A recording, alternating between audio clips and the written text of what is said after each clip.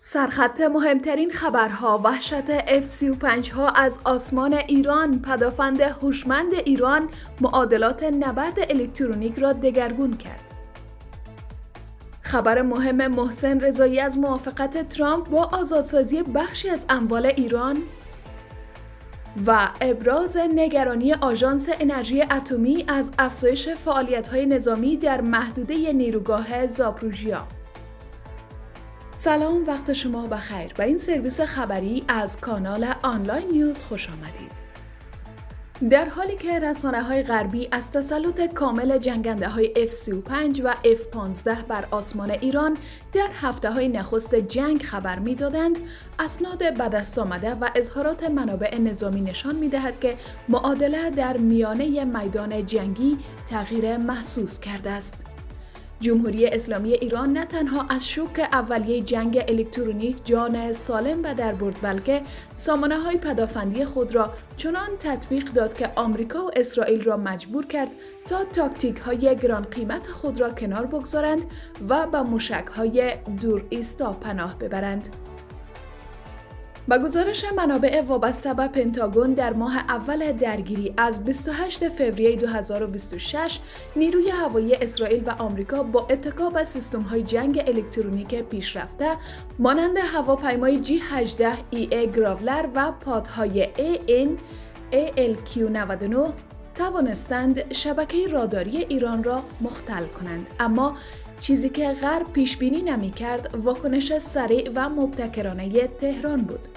شماری از تحلیلگران معتقدند ایرانی‌ها خیلی زود فهمیدند که تکیه بر رادارهای متداول در برابر پادهای اسرائیلی بیفایده است. آنها عملاً به سامانه‌های غیر فعال فروسرخ IR روی آوردند، همان فناوری که در موشک‌های دوش پرتاب قدیمی هم استفاده می‌شود، اما در مقیاس عظیم و هوشمند.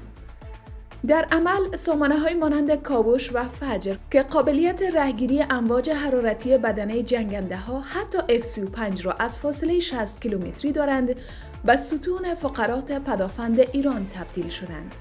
فرق این سامانه‌ها با رادار این است که هیچ امواجی منتشر نمی‌کنند، در نتیجه پادهای جنگ الکترونیک دشمن نمی‌توانند آنها را مختل کنند. اگر هفته‌های اول جنگ با غرور رسانه‌های عبری درباره پرواز آزادانه بر فراز اصفهان همراه بود، اما کم کم روند تغییر کرد. دو حادثه تلخ برای ائتلاف آمریکایی اسرائیلی رقم خورد. یک فروند F-35 به گفته منابع ناتو از نوع ساخت اسرائیل بر اثر اصابت موشک پدافندی ایرانی دچار آسیب شدید شد و مجبور به فرود اضطراری در پایگاه هوایی آمریکا در قطر گردید. 2 روز بعد یک F-15E استرایک ایگل نیز در آسمان ایران در حوالی تنگه هرمز هدف قرار گرفت.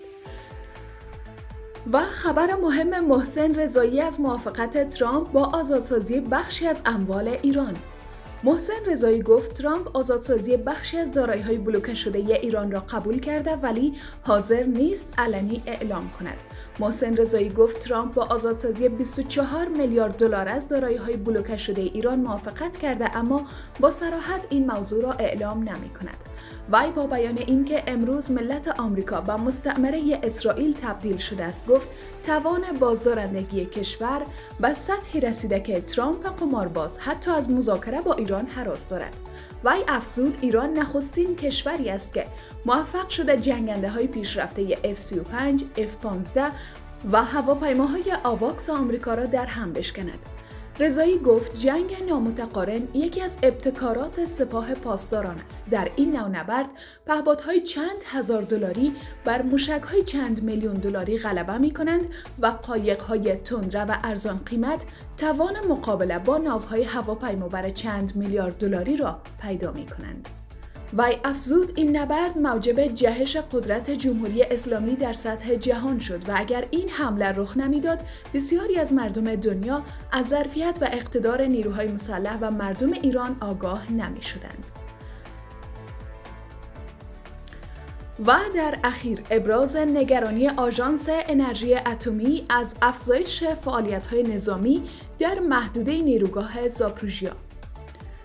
آژانس بین‌المللی انرژی اتمی اعلام کرد رافائل گروسی مدیر کل این نهاد نسبت به افزایش فعالیت‌های نظامی در روزها و هفته‌های اخیر در نزدیکی نیروگاه هسته‌ای زاپروژیا ابراز نگرانی کرده است. طبق این بیانیه گروسی بار دیگر بر ضرورت حداکثر خویشتن‌داری نظامی در نزدیکی تمامی تأسیسات هسته‌ای تاکید کرده است. از همراهی و توجه شما سپاس. وقت بخیر.